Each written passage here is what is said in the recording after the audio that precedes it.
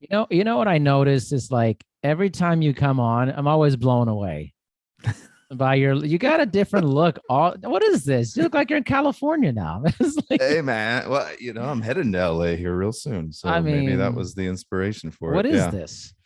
I walked into the bathroom the other morning and I chopped off 10 inches of hair. So Wow. around there. Yeah, it was really long. And I didn't really have any plan. I just started chopping. Just started chopping. It looks good.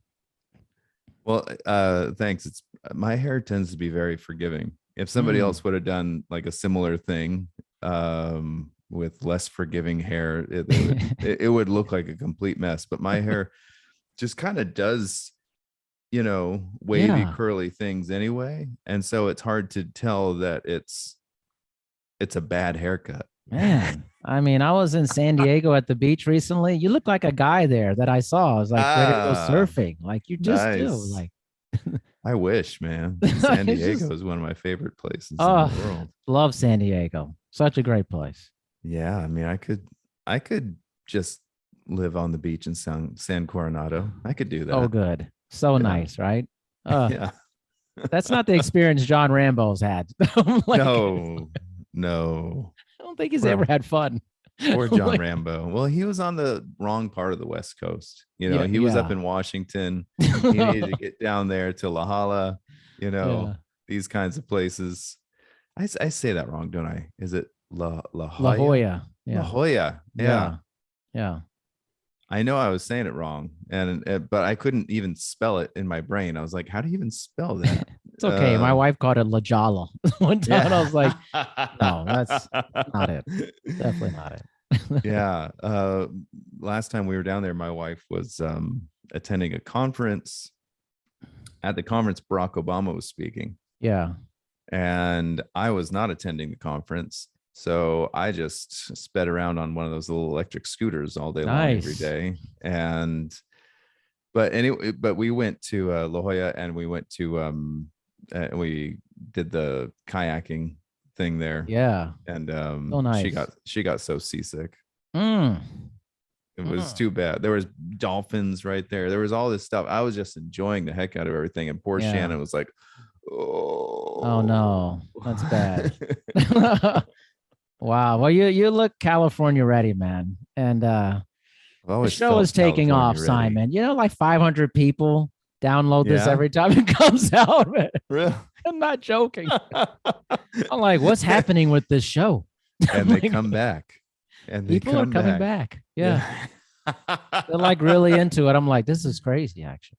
Like, That's awesome. yeah, I couldn't be happier for it's just you and growing. the show, Yeah, and for everything you're doing, because you are having so many interesting conversations a that lot. I don't know. Does it count when you just stream it? Like, is that counting for just because I just stream the show? I don't download anything. Yeah, yeah, streaming too. Okay, all right. Yeah, that's like a certain like if they just like listen to a little bit of it or stream it, like that counts. So Yeah, gotcha. that's a download That's apparently. it. Okay. I Yeah, wasn't sure if it was just only counting like people who no, actually download. because I never think about it really because I'm just like, oh, we're just talking, and then I switched platforms to this red circle. I was like, oh, this seems like a new, different thing. And Yeah. it's a more accurate representation of numbers. And I'm looking at our podcast. I'm like, this is weird. Like a lot of people are listening to this, man. Like, That's awesome. yeah, pretty cool, That's right? awesome. Yeah. Yeah, yeah. I would never listen to me. We I know mean, about your whole. yeah. I mean,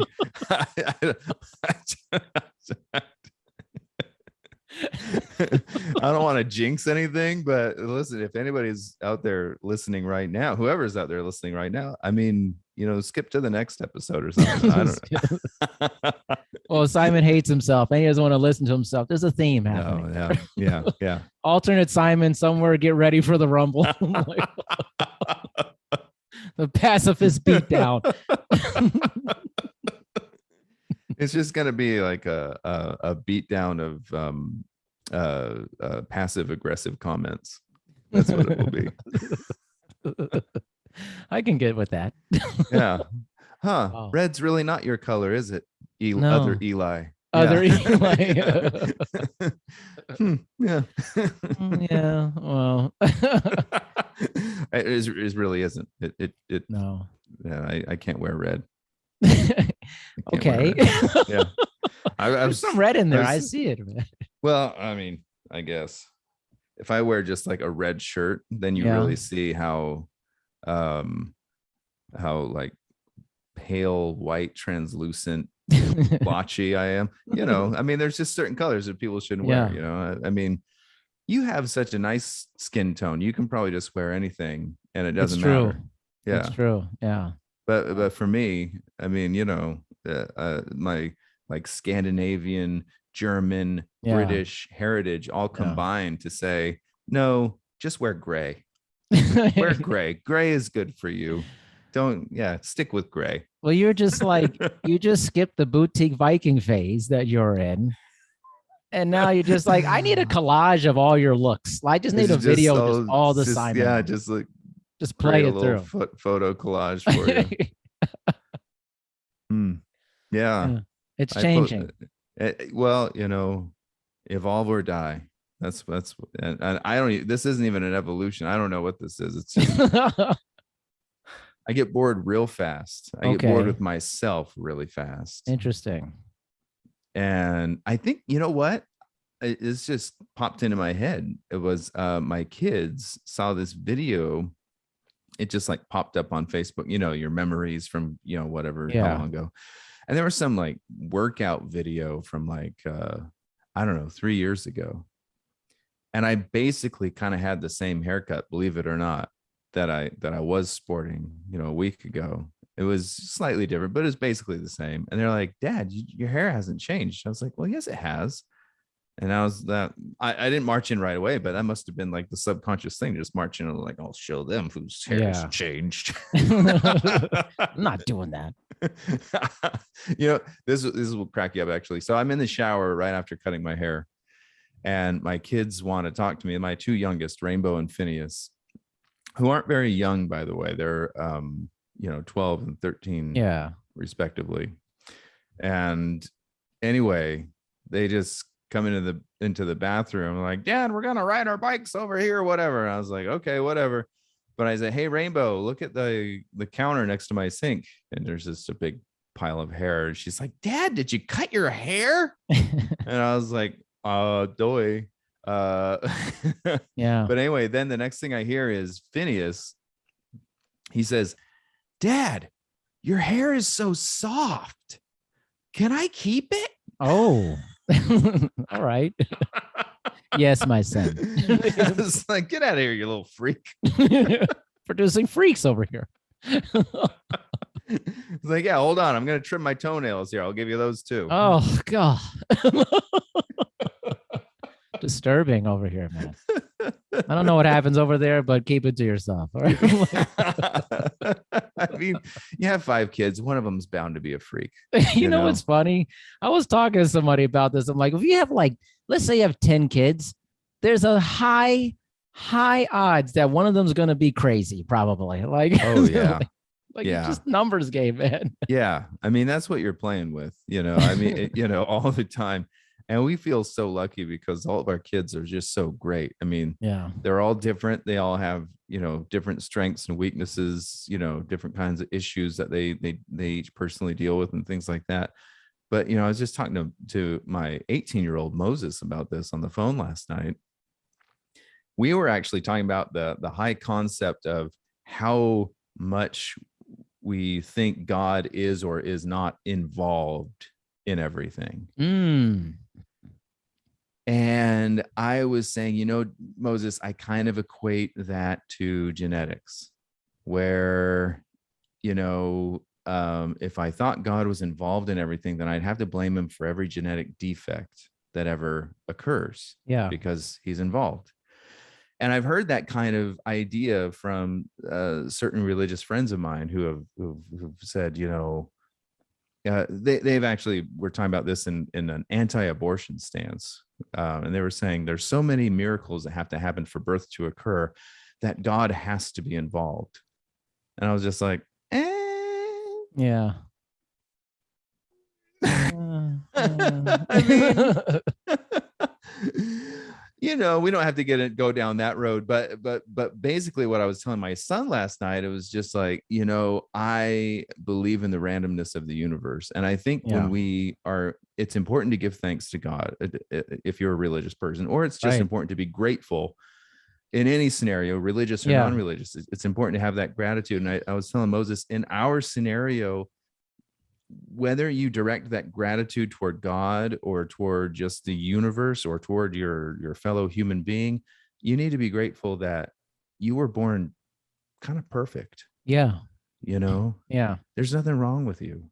Yeah. I mean, you're healthy, you're strong, and you were born into a family that has a wonderful support system around it. You're never going to have to worry about being homeless or destitute or things like that. You're never going to have to worry, in your lifetime, will you be taken care of? Because you were born into a time and place and a family in which you will be. Other people can't claim that. So ask yourself the question, does God play favorites? Does God favor you over somebody who wasn't born into that scenario, who didn't enjoy such an amazing genetics, et cetera, et cetera, et cetera? And so that was just my kind of way of explaining to him, I think God left us to our own devices. Yeah. I'm with you actually on a lot. I'm with you, but I think a lot of, it's funny. I was telling somebody, this has a wraparound point, but I was telling someone about our segment we do every 2 weeks. And at first they thought it was hilarious because we're reviewing movies. They're like, really? Like, really? It's actually popular. Okay. But I said, we have a lot of religious conversations. And I said, which is interesting. Hard not to, but we're like not trying. It just kind of like happens, But I think we have a very similar viewpoint about this. Of that, like last time we were talking, we were reviewing Demolition Man, and of course we got into religion still at the same time. Okay, yeah. And we were talking about respecting other religious pathways and taking different philosophies from it, and like I think we're very similar. We respect it, and we're like, oh, there's a lot of good out there with that too. Yeah. But a lot of people they're very like narrow with it. Like, yes, it's in every single aspect, every single thing you do. And I'm just like the same way. I'm like, I don't think so, actually. I'm like, it's not determining football games, guys. It's like, yeah. At what point, like, if I'm going to thank God for everything, I also have to blame God for everything. You know what I mean? Yeah. So, in order to keep a healthy relationship, yeah, I am just accepting that the cause and effect of humanity is our own, and we take responsibility for ourselves. Yes. And that doesn't mean you're not grateful for the world you live in. That doesn't mean you're not grateful for the life you have or anything like that. It just means that you take responsibility for it. You take ownership of it. And sometimes that kind of either means, I was also talking to Moses about this. I said, I think there's a deeper meaning to Jesus telling everybody that the way to worship God is to love your fellow human being. And that's the way that you show your love and devotion to God, is by your love and devotion for your neighbor. Right. And I think there's a depth to that says that the God of the infinite universe doesn't have the ego we think he does, or she or they. Yeah. That they don't need to be constantly worshiped and sung to and praised and all these things. Really, what they want us to do is just be a good person. Yeah. And be a good neighbor. And if we did that, yeah. I'm like, we're distilling this down. It's very simple, but it's also humans make it very complicated, Or in this, I'm curious what you think about this. I don't know why I didn't think to ask you this for a while ago, but I have a lot of guests on my show, and a lot of people who I have a lot of spirituality, but their spirituality is mainly kind of in the universe has provided this for me type of Mhm. spirituality. And I always ask when somebody says that to me, what does that mean? Like, is the universe sentient? Is That's a it good like question. what is that? Because of, or they say, oh, it manifests, the universe manifested for me. And I just go right in. I'm like, I don't understand that. Like, Yeah. but you don't believe in God, but you believe the universe is alive, or is it like I'm just trying to understand. What do you make of that? I make that people imagine whatever they want to imagine. It just doesn't Does make a that lot of make sense to sense? me. Like it just, I mean, this will offend many people who are either religious or just spiritual, who believe that what you're saying, that yeah, the universe manifests. And I'm not saying I have the right answer and I'm disproving them. This is just my opinion, yeah, that we all have amazing imaginations yeah, and we can imagine, and it is our want to personify things. So the personification of an animal, your pet, you treat them more human than they yeah, should be treated. Like a dog is a dog, and trying to treat a dog like a human is a huge mistake. right, And so, and I just say that to say, trying to act like the universe has human qualities to it is very egotistical on our part, to say, oh, the universe is manifesting this to me. Well, now we've made the universe what you think the universe thinks you're important, huh? right. You really think that? you really think? Yeah, it's And that's just weird. kind of my Yeah. thing with God and everything. The God of the infinite universe, and I always use something that's really, there are certain Christian religions out there that put a lot of emphasis on how you dress, how you cut or don't cut your hair, the Right. makeup you wear, how many earrings a person should or should not have. And I always shrug my shoulders like, so you're saying the God of the infinite universe, the God who created everything that is seen and unseen, gives a crap about your fashion choices, Sounds ridiculous when you say right? it, you know? So that's just another way of me saying I just don't think God cares Yeah. about most of the things we care about.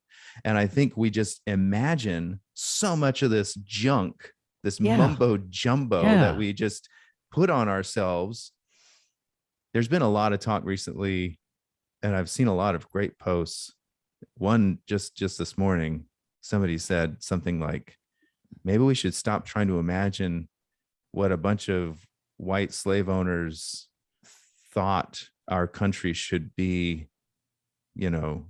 250 years ago, Yeah. and start just thinking about what's good for people today. Yeah. Right? So true. I think about that all the time when we're talking about religious texts. We're talking about all this stuff. Yeah. Oh, this is what God said. This is what God is. But how does that help you today? And I always go back to Jesus and his disciples going into the field and getting some food to eat, and people saying they're breaking the Sabbath. The Sabbath was made for man and not for the man for the Sabbath. It's like anything in our life, it should serve our well-being, and if it doesn't, get rid of it. Right. And I don't care if it has to do with government, spirituality, religion, and if it does help, I'm fine with it. If you believing the universe manifested something to you and it's doing you good and it's doing no one else harm, embrace it, Right. love it, adore it, go for it. It's when you start telling me, that somebody's going to hell because they drink or smoke, Sure. or they wear their hair the way you don't think they should, or they're Hindu and you're Christian. Yeah. Right. Gosh, I mean, if God really wanted everybody to be Christian, then he's just a really lousy, he's bad at it. God's bad at missionary work. He's terrible at it. Right. Right. Because most people in the history of the world have never heard of Jesus. Right.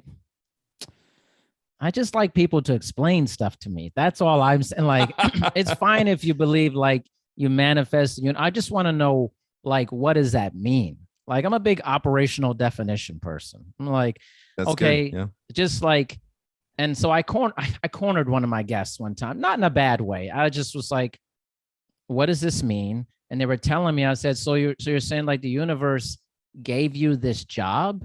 Like you had this, and you could see the wheels spinning. It's like, well, I Yeah. mean, I applied for, I'm like, that's all I'm saying. Like, isn't there like action also? Or is it just like Yes. I sat here and had like essentially what is the prosperity gospel? Like, if I just believe I'll be wealthy, I'll be wealthy and stuff. I'll just have everything I want if I believe it.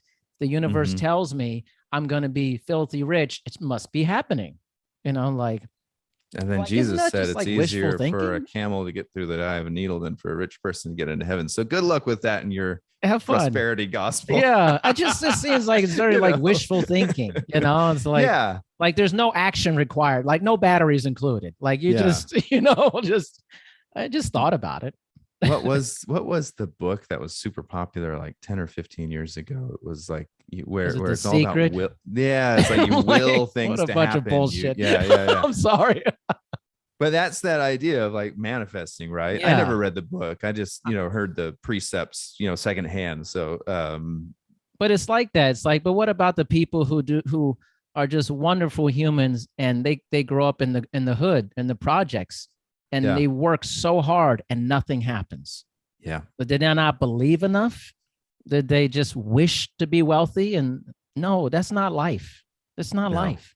No, it's Like, it's not life. But we live in a very privileged society, or right. a lot of us do, Yes. to where if you want to look like a princess on your wedding day, you can. You might go into some debt for it or whatever, Yeah. or your parents might. But you know what I mean? But this idea that, we should all be royalty, Yeah. and we go about it in the wrong ways, manifesting wealth, prosperity, Yeah. these kinds of things, instead of manifesting true inner happiness. Yeah. You ever watch the show on Netflix, Somebody Feed Phil? No. It's Phil Rosenthal. He's the creator of Everybody Loves Raymond. Oh, okay. He's a wonderfully funny, weird guy, but it's a beautiful show. They've got like 5 seasons, and it's a food show, and he just goes around the world. It's a travel food show. He goes around, Yeah. experiencing different cuisines and stuff. Anyway, in the latest season, I just watched the episode about Finland last night, and he mentioned, a few times throughout the episode how they are ranked to be just the happiest people Right. in the world. And they talk about their concern with the environment, and what they are doing about it, how they have the most fresh water, the forests and all these kind of things, like kind of per capita of anywhere else in the world. And anyway, Phil comes to this conclusion by the end that, their happiness isn't always like this, running around silly kind of external happiness, but it's an inner happiness of doing the right thing. And I just wonder how much of that is just like, how about instead of manifesting outwardly into the world, what we want to get from the world, we started manifesting what we want to do for the world.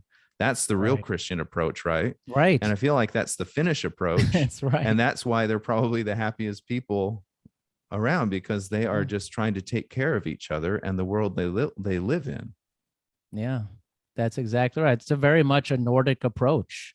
And a lot of those countries are always ranked in the top 10 happiest places, And it's a wonder, because I grew up in Alaska. I know what winter is like, right. in a Right. place like Finland. Yeah.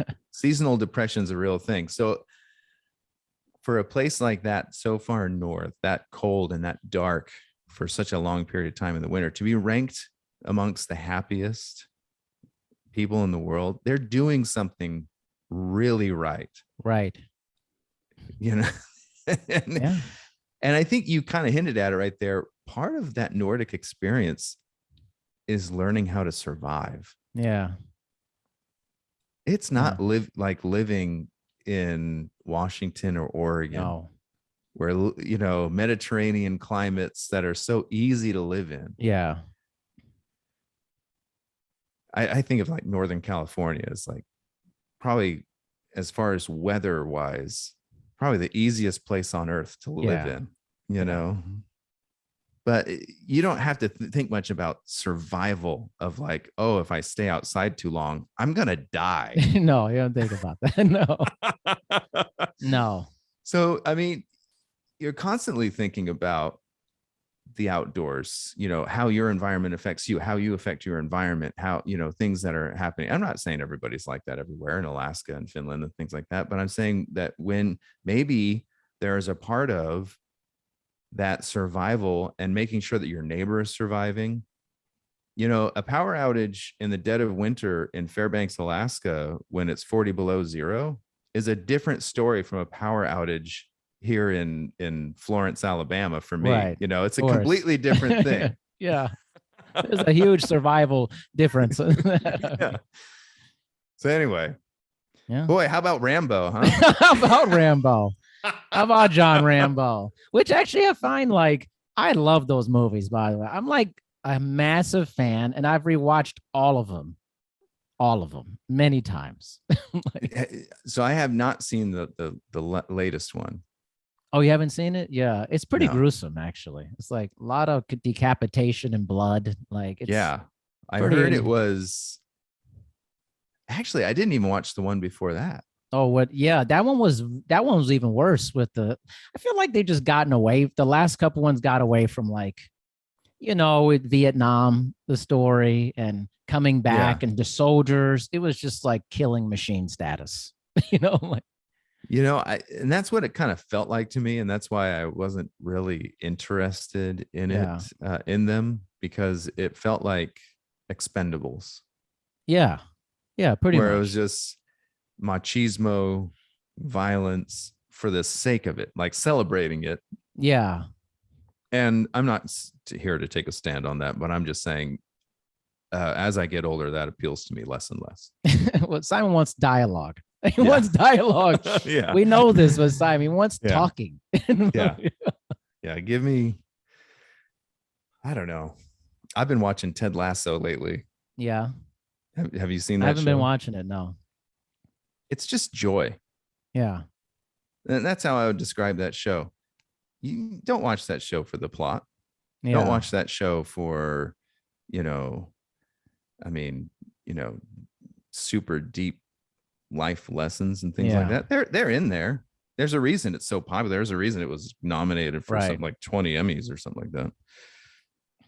But the reason that I've been watching it is because it's just a joyful show. Yeah. And Rambo's not joyful. The last. No, Rambo's not joyful, and that's what. But he's always trying to find peace. They do try to keep that thread. Like Rambo's always trying to find peace in himself and avoid the conflict, but he always gets pulled into it. They just keep pulling me back in, and then he decapitates and shanks a bunch of guys, and it's like it's this war within him. At some point when you can't escape violence, maybe the problem is you. Yeah, right. Right. They never address that though. I'm like, yeah. No, he keeps getting asked to go on these missions. He's a killing machine. Yeah. Sylvester Stallone has dealt with that in a lot of different ways in quite a few of his different films. I mean, we talked about Rocky IV not that long ago, the director's cut. Yeah. Right. Yeah. And there's a couple of times in that movie specifically where they talk about, this is who I am, Adrian. This is who I am. We're warriors, That's right. And it's like, no, you're a prize fighter. You fight for money. Yeah. You know what I mean? Isn't that kind of a weird thing to when you actually step back away from the movie and you step back away from the emotion of the moment of what what Sylvester Stallone wants you to feel? It's like, wait a minute, you fight for money. Yeah. And if there was no money involved, you wouldn't fight. That's true. You know what I mean? Right. So, I mean, how heroic do you want me to think you are?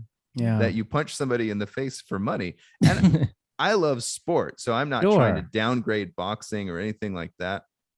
I'm just trying to say, like, when you try to tell me, oh, I'm a fighter, this is who I am, and blah blah blah. I'm just like, no, you're a guy who makes a lot of money punching Yeah. somebody in the face. Right.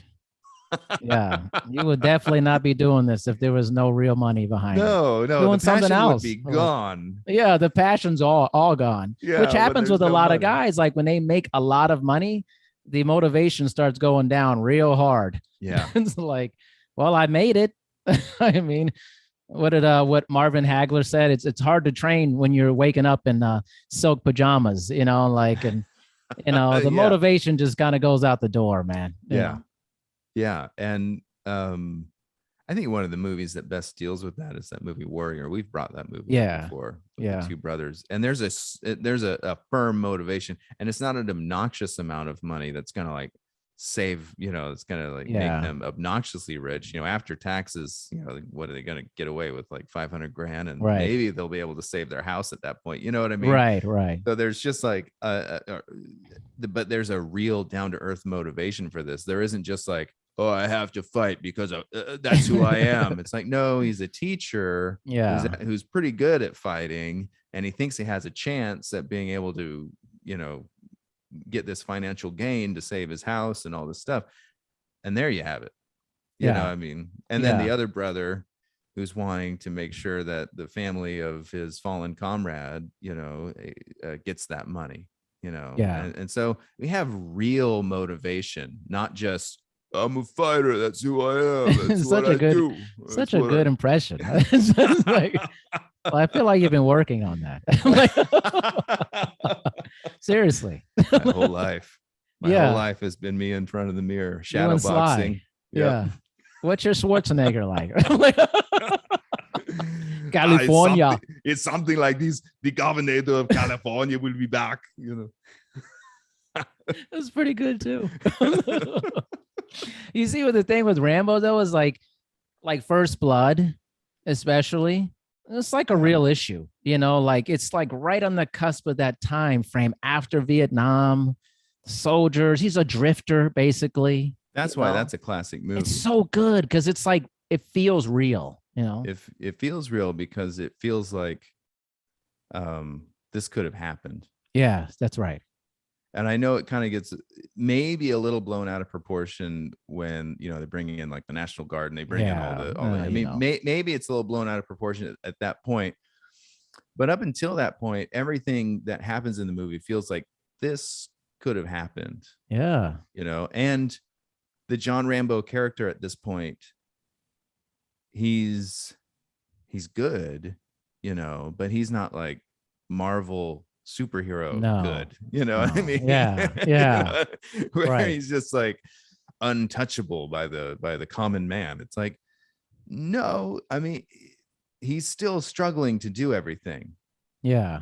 When he leaps from a cliff and onto a tree, he gets hurt real bad. Right. Yeah. It's not like and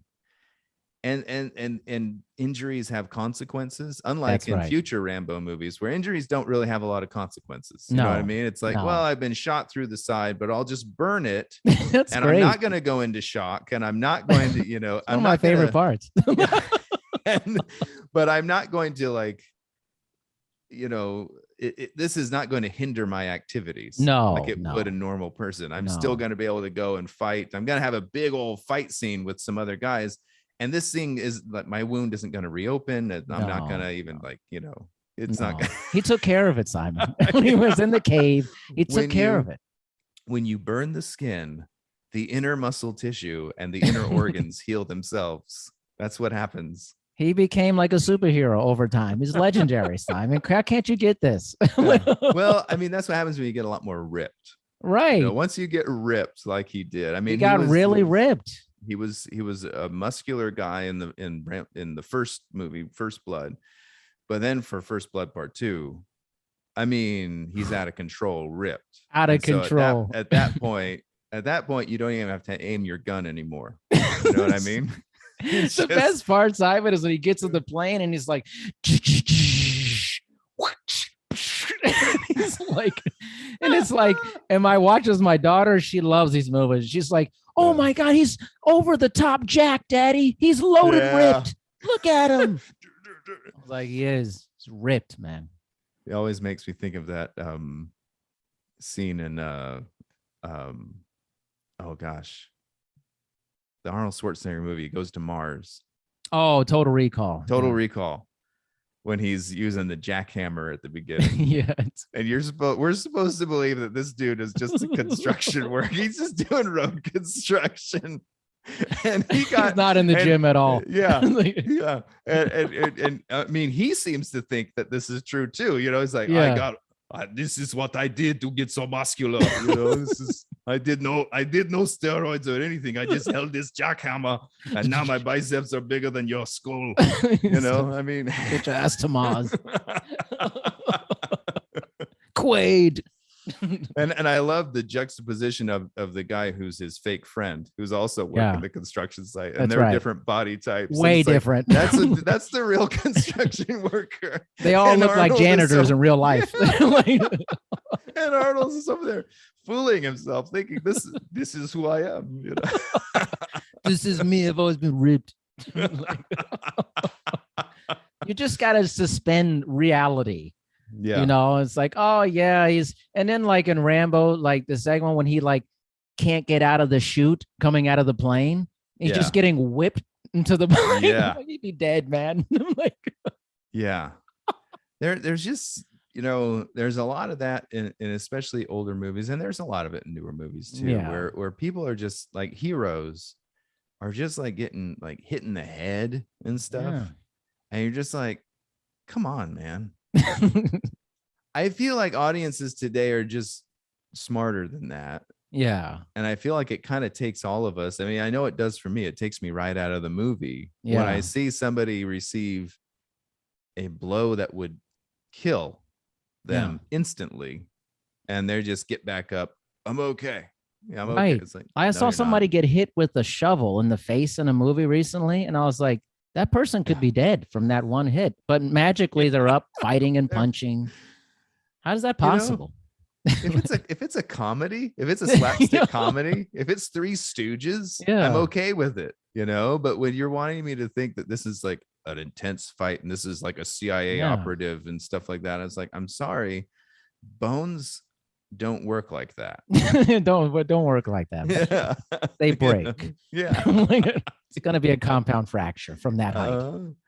Like, and especially like when people are unconscious for long amounts of time, it's like, man, you know, I love it in movies and stuff when they're like unconscious multiple times in the movie or something like that. You know what I mean? I always used to laugh about, I always loved the Rockford Files, the old TV show. Yeah. But in those old TV shows, you know, when they go to the apartment or something to go investigate something, there's always that guy, the hood, waiting behind the door, and, you know, they knock him over the head, or you know, there apparently in Hollywood, there's a place right on the shoulder where it meets the neck, where if you just give somebody a nice karate chop, they're unconscious for an hour. You know what I mean? That's right. It's like the Vulcan thing that Spock does. Boom, you're out, man. It's just so. But I used to always laugh at these shows. I was like, man, that guy Rockford, he's just got to have the most concussions of anyone in the history of the planet. He's concussed all the time. Yeah. I mean, now, to that show's credit, he actually sustains a lot of injuries, and I love it. There's certain, like, I love a show like that. Like, he sucker punched somebody, I remember, in one episode, and he's like, dang it. And he did it again. And he realizes he broke his hand. Right. You know, so it has a real, you know, punching somebody in the face is a real thing, you know. And I feel like in these movies where people are just getting punched in the face over and over and over again, for one thing, I mean, the person getting punched in the face can't withstand that. For another thing, a person's hands actually can't withstand punching somebody in the face over and over like that, because the skull is tougher than the little bones of the hands. You're just breaking your hands. Boxers break their hands. Gloves. Exactly. They break their hands with gloves, and like thick gloves. Yeah. Like, so, you know, you just see these people just wailing on somebody like that. You're just like, your hands are broken. Your hands are broken. And, you know, Simon don't play that. He sees it and like, enough. Yeah. Enough here. Yeah. I want realism. How about some talking? That's real. Like, You know, like I say, I love such as a Jackie Chan movie. Like you give me that kung fu comedy and you give me all this amazing choreography, yeah. and I'm just in it and I'm fine. And a lot of Jackie Chan's philosophy was to do nonviolent violence. Right.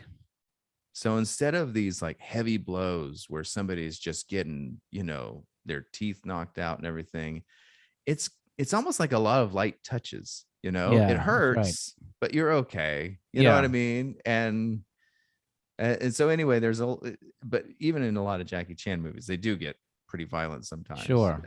But I just, I can appreciate that kind of creativity and that Yeah. kind of I don't know what you want to call it, make believe, because Yeah. there's a comedic element to Right. it. You know what I mean? Right. And so, and there's a wow factor to it. When you watch Jackie Chan's choreography, Yeah. you're too amazed to think about, did he hurt his hand or something? You are. You are. You're just Yeah. like, Simon, you you're wait just a till the more evolved person outtakes. than me. I think you're more Yeah. evolved than me in this Yeah. area of life. You're like thinking about this and you're like, oh, this it's not. I sometimes think about it. I have like this sickness where I'm like, I get really thrown into like the dark dystopian thing. Ah, Like when it's bad, I really like it. I don't know what it is, yeah. man. Like if it's a Blade Runner or something, I'm like really into it, Yeah. There's something. I'm a very lighthearted person, fun, but Yeah. man, I like my movies fairly dark. I don't know what it is, man. Like you talked about joy. I'm not that into joy in movies. Yeah. I don't know what it is though. Like a movie like Coda, I loved it. I thought it was Mhm. good, but I'd much rather see like chaos in a movie.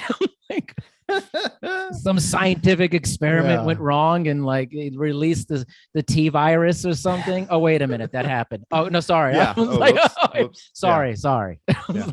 Like I've been watching Resident Evil on Netflix, the series, Oh, really? and it's like not that great, but it's also great at the same time. Oh, I don't know man. how to explain it. I've tried to watch one of those movies and I was like, well, if this is a sample of what these movies have to offer, then I guess I'm out.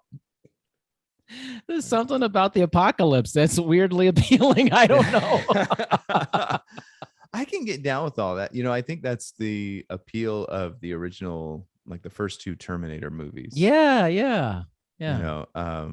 After you get past two of them, Yeah. the idea of the apocalypse starts to lose its sway for me. I'm just like, well, you've already saved the world a couple of times. I think we're Skynet, good. man. Come on. I think we're good. I always think that in these movie series, that's my biggest beef with the Marvel universe. Yeah. It's like, how many times can you save the universe? Like, A lot, apparently. in a month. You know what In I a mean? month. Because sometimes these movies are coming out the same month. You know what I mean? How much conflict can there be on a planetary scale? Yeah. I mean, so just in the last like week and a half or something, we watched the latest. Some of my kids have already seen it, but I hadn't seen them yet. So we watched the latest Spider-Man movie, which was the multiverse stuff happening. Yeah. Right. And then that leads right into the Doctor Strange movie. So like a week after that, we watched the Doctor Strange movie. And once again, it's like, I mean, in both of those movies, you have multi-dimensional conflict on a scale that could destroy everything. And I'm just like, it's not interesting after it really is a while. No. I stopped watching it. Yeah. And I just always feel like, just bring it back down. I was talking to my kids about it, and I was asking them, do you guys think it would be more or less interesting for Doctor Strange to be more like a Fox Mulder? Yeah. Wouldn't that be great? Where his movie doesn't have to save the whole doggone universe, but there can be a mystical mystery that needs solved. And it can be very localized. It doesn't have to involve planet Earth. No. It can just be, small town Washington state. You know what I Sure. mean? Yeah. That's why I love the X-Files. You know, they do the So whole good. alien, Yeah. subplot, or overarching, plot and everything. And that's sometimes interesting, sometimes not. But I love, mostly just, the one-off stuff. That's Yeah. all just very localized. It's not about saving, it's normally just about saving a single person, Yeah.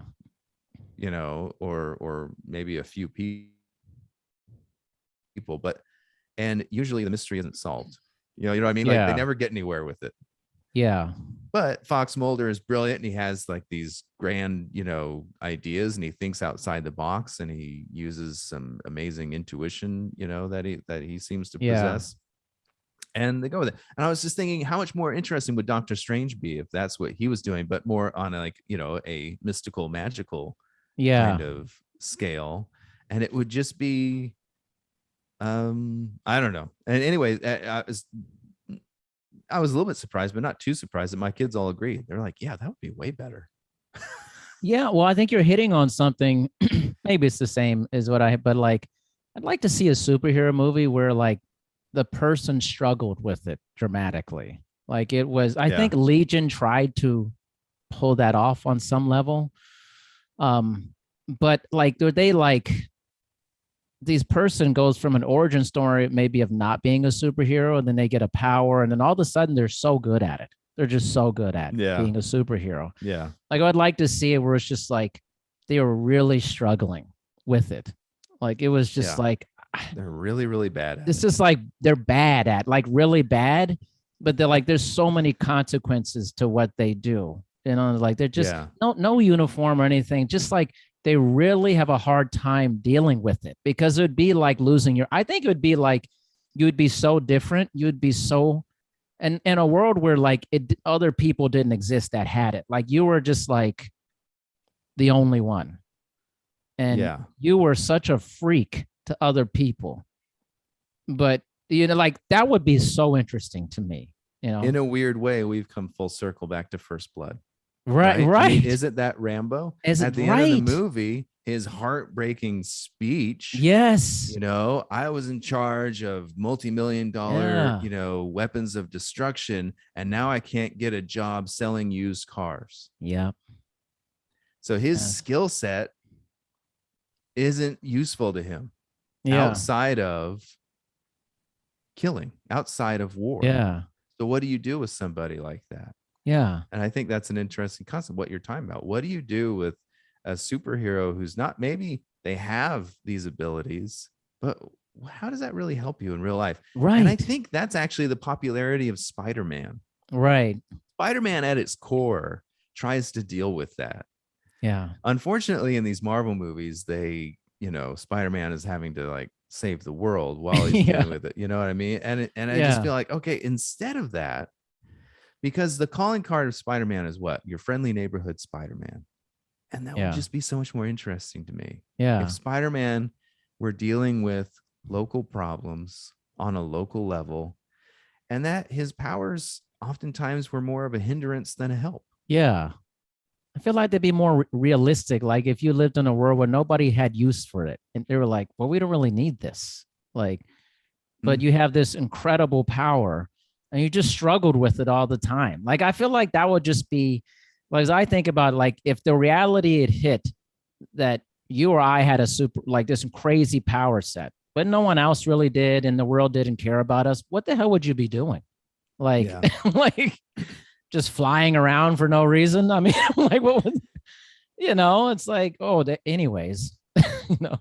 That I think is also a bit of the core concept of Superman. Yeah. Lex Luthor hates Superman. Why? Because Superman can do all of this Right. stuff. And Lex Luthor is, jealous, and he wants the powers of God because Right. he feels like he's the superior Right. being. And Superman, just by being born Kryptonian, has Right. these powers. So there's a storyline. I don't know if you're familiar with it, called All-Star Superman. Mm-hmm. Yeah. Yeah. And it deals with that struggle between Superman and Lex Luthor, and it's just a wonderful, wonderful way. And I'm going to spoil it. Okay. Sorry, Spoiler. people. I'm spoiling. All right. So Spoiler if you alert. don't want to know what happens in All Star Superman, skip like a minute or two. But toward the end, Lex Luthor does get to have the powers of Superman. But Superman in a very clever way is able to make it so he doesn't have them very long.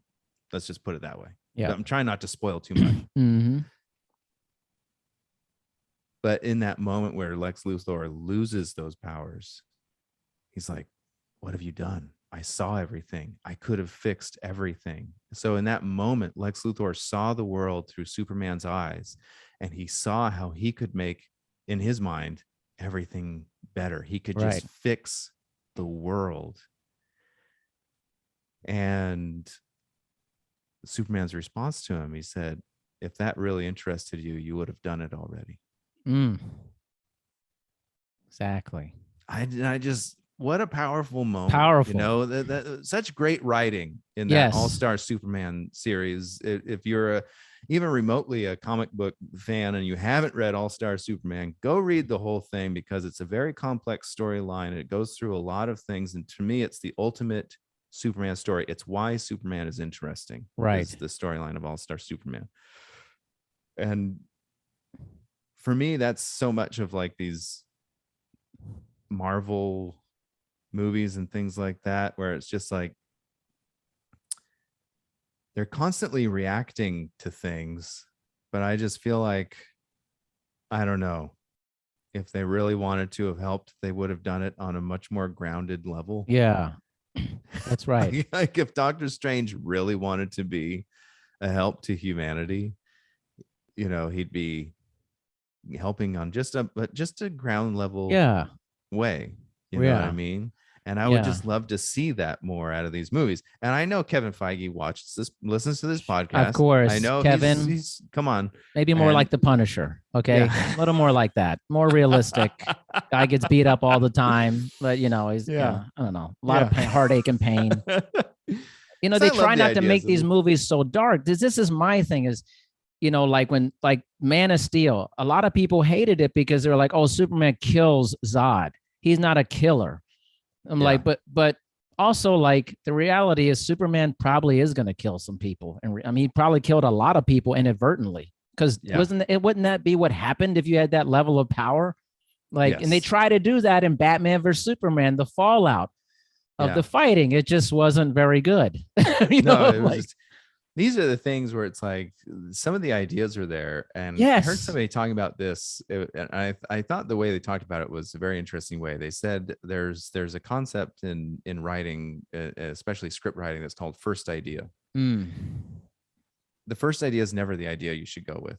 Does that make sense? You know what I mean? Or it's like, but he was saying that most of these movies feel like they're going with the first idea. And that's what, and I totally agreed with that. Yeah. Because what's happening is that you want these characters to get to a certain point, and so you have to force them to get there. Yeah. Like you want Superman to have to kill Zod, so you have to force this scenario where it's like, but there were maybe 1,000 options that he could have taken other than what they took, but they want you to believe that there was no other option, because they want you to just like be in the writer's room where they had that first idea and they just went with it. Right. Exactly. It's an unfortunate thing in so many of these movies, and I feel like a lot of these directors and writers don't know what to do with superpowered beings. I agree. Yeah. Because they keep trying to force these scenarios. But in most of these scenarios that these superpowered beings are forced into, it feels like they're forgetting about their superpowers. Does that make sense? Yeah, no, it makes a lot of sense. I mean, a lot of sense. In order for Batman v Superman, for that movie to exist, you have to forget that Superman has powers sometimes. I agree. Right. You're like, okay, thanks. You just have to forget that Superman is as fast as the Flash, can hear everything, can see through everything. So, I mean, you know, when Batman shoots him with the kryptonite shotgun blast, it's like, well, Superman could have seen, he would have seen it coming. He would have seen it. Yeah. He would have seen through the gun. He would have seen what's happening. He would have seen it. Superman doesn't have to breathe. he flies in outer space. Right. For that kryptonite shotgun to work, they show him breathing it in. I know. It's so weird. He couldn't have This is just like, Simon. it's just so deep. dumb. He goes deep. It's so dumb. I can't stand it. I've only watched that movie one time. Me too. I couldn't take it after that. And I still remember all this crap because it was so ingrained in my head how stupid it was. Okay. Sorry, I sound angry, but Simon's okay. We're gonna stop here. Simon's worked up. We're like, this is why the show was now foam over here. The show is now every 2 weeks because we have to accommodate Simon's anger. More. I just can't stand this stupid Superman writing. So bad. Simon, you the man. Always fun, man. I never know where this goes, but it's pretty good, man. Pretty good. I think we mentioned Rambo for like 2 minutes. We'll talk about it next time. Yeah. We'll talk about it next time, man. Simon, you the man. Until next time, man. Thanks, brother. We'll talk to you soon. All right.